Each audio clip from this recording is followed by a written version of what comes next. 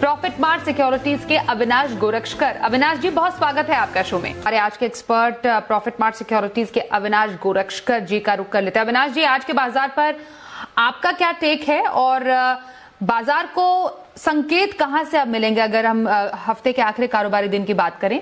वही दूसरा सवाल आपसे यही कि हफ्ते भर की खरीदारी अगर करनी हो तो पोजिशनल व्यू कहां पर रखने की सलाह देंगे आप? स्वाति, मुझे लग रहा है कि मार्केट्स में ये जो तेजी का माहौल है वो अभी भी कंटिन्यू रहेगा, क्योंकि ओवरऑल जो लिक्विडिटी का माहौल है वो हमको कल फेड के मीटिंग में देखने को मिला है कि उन्होंने कहा है कि FY23 तक लिक्विडिटी बहुत कंफर्टेबल रहेगी। तो इसका मतलब ये है कि काफी हद तक मार्केट्स अभी फिस्कल स्टिमुलस डिस्काउंट कर रही है। कितना बड़ा स्टिमुलस आएगा और वो मार्केट्स के लिए नियर टर्म के लिए रेटिंग का ट्रिगर होगा। हफ्ते भर के लिए अगर खरीदारी करनी है तो हमको यहाँ पे लार्सन एंड टूब्रो इस लेवल पे काफी पसंद है। करीबन 1243 का रेट है। हमको लग रहा है कि करीबन 1340 का टारगेट यहाँ पे मिल सकता है। तो यहाँ पे प्रॉपर स्टॉप लॉस रख के यहाँ पे खरीदने का मौका है। और मुझे लग रहा है कि यहाँ पे जो ऑर्डर बुक और जो एग्जीक्यूशन होगा वो मार्केट्स को आने वाले क्वार्टर्स में सरप्राइज करेगा। तो यहाँ पे 8 से 10 दिन के लिए LNT with a target price of 1340 जरूर खरीदना चाहिए। जी, तो अविनाश जी की सलाह हफ्ते भर की खरीदारी LNT में करने की वो राय दे रहे हैं। अविनाश जी, जुबिलेंट फूड का बिरयानी प्लान आपको कैसा लगता है? क्योंकि ऑलरेडी हमने देखा स्टॉक में 5.5% का उछाल इस खबर के दम पर देखने को मिला है। नहीं, बिल्कुल। इनफैक्ट स्वाति, मुझे लग रहा है कि मार्केट्स को ये बात काफी पसंद है कि जुबिलेंट फूडवर्क थोड़ा सा अपना मेन्यू इंडियनाइज कर रहा है।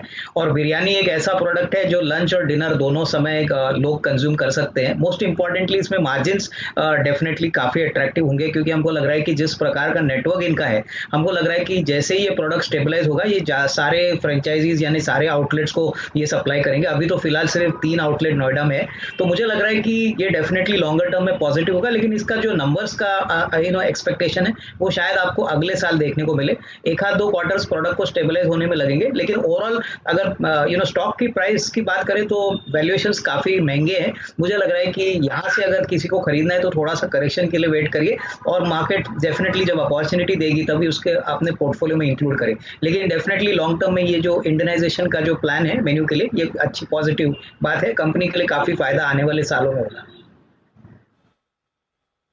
ऑल राइट, तो जुबिलेंट फूड को आने वाले टाइम में इसका डेफिनेटली एक काफी अच्छा फायदा मिलेगा, हमारे एक्सपर्ट का कहना है। अविनाश जी, अब धीरे धीरे डेफिनेटली लोगों में कॉन्फिडेंस आ रहा है बाहर जाने का। कोविड के केसेस भी क्योंकि धीरे धीरे कम हो रहे हैं, तो एडवेंचर पार्क खुलना उसका एक बहुत बड़ा संकेत है। वंडरला हॉलिडेज को लेकर आपको क्या लगता है? तेजी बनी रहेगी? क्या किया जाना चाहिए इसमें? इनफैक्ट स्वाति, मुझे लग रहा है कि जो जनवरी टू मार्च का क्वार्टर रहेगा वहां पे पूरा इम्पैक्ट रेवेन्यू को देखने को मिलेगा।